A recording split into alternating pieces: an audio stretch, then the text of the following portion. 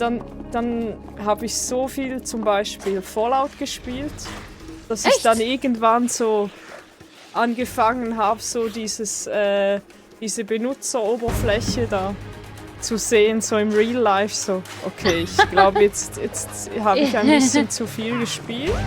Ja. Jetzt habe ich es ein bisschen übertrieben. Jo, klingt so. So ist mal gegangen. Das ist geil. Oh mein Gott, ganz krass. Ja.